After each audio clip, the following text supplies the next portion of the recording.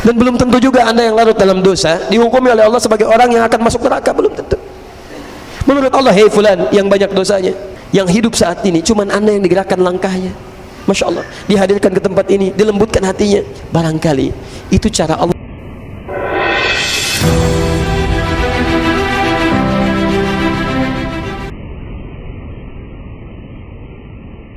Bagaimana apabila sudah terlanjur melakukan dosa besar dan banyak, Masya Allah, kenapa sempat-sempat berbuat dosa besar dan banyak lagi? Ya, apakah masih dapat terhindar dari neraka dan dapat bersama Rasulullah SAW di surga? Insya Allah, Insya Allah. Bukankah anda pernah dengar kisah bahwa di antara sahabat-sahabat Nabi sebelumnya pernah menjadi musuh Nabi? Ada yang mengancam Nabi, ada yang ingin membunuh Nabi, bahkan musyrik juga, menyembah berhala, Masya Allah dan sebagainya. Tapi setelah itu mereka bertobat, mendekat kepada Allah, kemudian baik keislamannya. Bahkan disebutkan oleh Nabi SAW termasuk orang yang masuk surga tanpa hisab. Di antaranya bahkan menjadi sahabat-sahabat Nabi yang mulia. Bukankah Umar pernah menjadi musuh Nabi? Bukankah Umar pernah musyrik? Bukankah perbuatannya luar biasa buruk sebelum masa masuk Islam? Tapi Masya Allah, masuk Islam, jadi pembela Nabi, pelindung Nabi, penantang para munafikin yang keras-keras, penantang para kufar. Ya, orang lain sembunyi-sembunyi masuk Islam, Umar datang ke Ka'bah mengatakan, saya sudah masuk Islam, saya sudah mengatakan asyhadu an la ilaha illallah, asyhadu anna muhammadar rasulullah. Kalian mau apa? Mau pukulin saya? Mau nantang saya? Silahkan datang kepada saya, kita bertemu di Bukit A. Tapi sebelum datang pamit dulu pada ibu yang telah melahirkannya, karena dia akan pulang tanpa nama. Umar, Masya Allah. Orang takut dengan Abdullah bin Ubay bin Salul, Masya Allah, karena tokoh di Madinah. Orang menghindar pelan-pelan, Umar tidak. Bahkan di akhir hidupnya Abdullah bin Ubay bin Salul masih manja, kolokan meminta kepada Nabi, ya Rasulullah, mohon berikan jubah anda ya Rasulullah, supaya saya bisa meninggal dengan mengenakan jubah anda. Motifnya supaya dikagumi oleh orang sekitaran. Masya Allah, Abdullah bin Ubay bin Salul meninggalnya mengenakan jubah Nabi. Kata Umar, ya Rasulullah, berikan kesempatan kepada saya, izinkan supaya saya menghunus pedang memisahkan kepala dari badannya. Umar, Masya Allah, Umar, sehingga disebut oleh Nabi SAW, bahkan setan pun takut kepada Umar. Umar, bahkan disebut oleh Nabi dalam satu riwayat bahwa pintu fitnah ada di Umar. Maksudnya Umar penjaganya.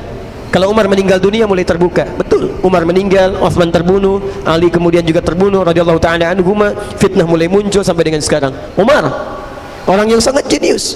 Ayat-ayat mirasantika, khamar, turun karena pertanyaan Umar.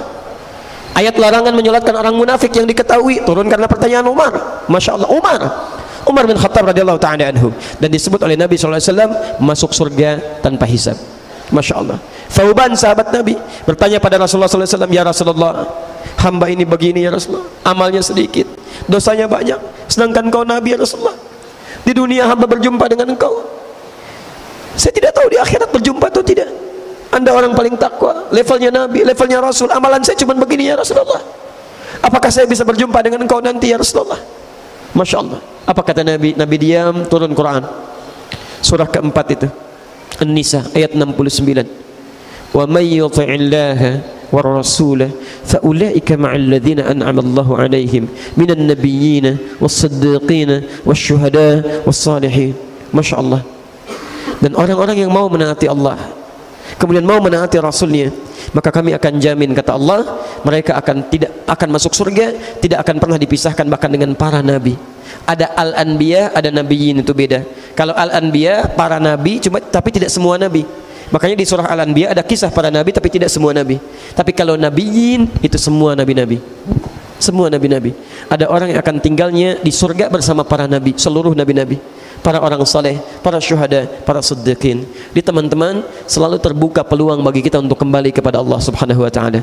Demi Allah saya katakan, di masjid ini pun sekarang belum tentu ada orang yang soleh dalam pandangan Allah.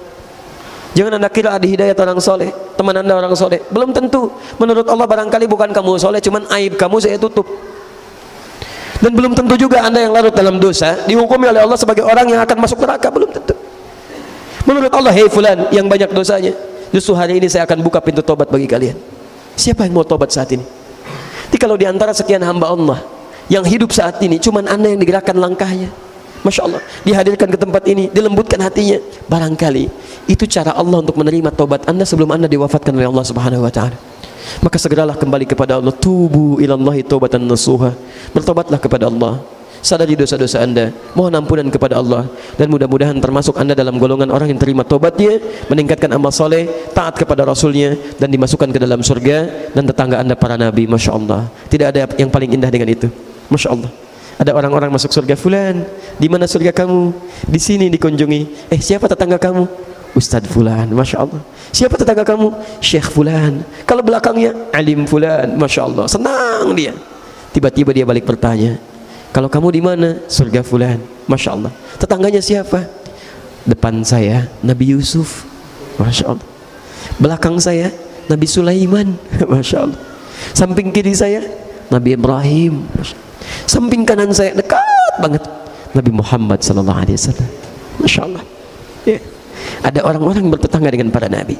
Kita tidak pernah melihat Nabi Muhammad sallallahu alaihi wasallam yang sangat sayang dengan kita, mencintai kita, menyayangi kita, bahkan memohonkan ampunan kepada kita, selalu berusaha mengorbankan bukan cuma hartanya tapi juga jiwanya, bermohon kepada Allah Subhanahu wa taala supaya bisa meringankan kehidupan kita di akhirat nanti.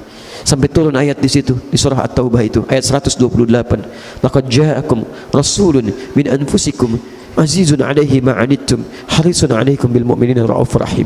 Sungguh telah datang kepada kalian seorang rasul yang sangat peduli dengan kalian, sayang betul dengan kalian. Kalau bisa beban kalian pun akan dimintakan oleh beliau untuk diangkat oleh Allah Subhanahu wa taala. Sampai pernah satu ketika di masa akhir hidupnya, sebelum diwafatkan oleh Allah, sebelum dibawakan air wudunya oleh Fudail, wafat dalam pangkuan Sayyidah Aisyah setelah berwudu, tiba-tiba datang malaikat mengabarkan kabar gembira.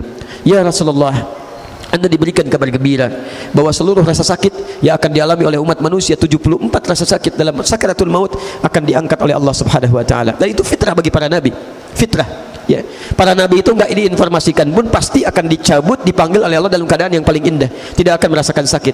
Tapi kalimat ini menjadi informasi kepada Nabi Muhammad SAW bahwa tidak semua orang bisa merasakan kenikmatan itu. Ya, tidak semua orang akan mudah meninggalnya. Barangkali akan merasakan sakit dengan tingkatan yang sangat tinggi, 74 lebih tingkatannya. Anda tahu apa jawaban Muhammad SAW? Beliau bermohon kepada Allah, ya Allah, kalaulah diperkenankan, mohon timpakan saja 74 rasa sakit itu kepada hamba saat ini. Timpakan saja seluruh 74 rasa sakit yang akan dialami umatku kelak dalam sakaratul mautnya.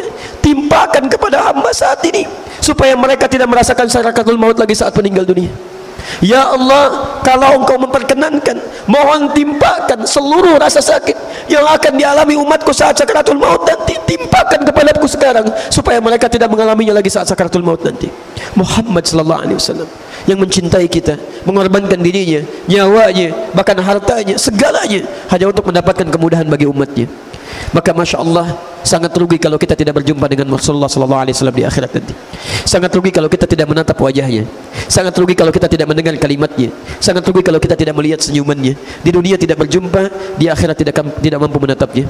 Maka bertakwalah kepada Allah, ikuti sunnahnya, ikuti tuntunannya. Mudah-mudahan kita diwafatkan dalam keadaan yang terbaik dan bisa berjumpa dengan Rasulullah SAW di akhirat nanti. Subhanakallahumma bihamdika asyhadu an la ilaha illa anta astaghfiruka wa atubu ilaik.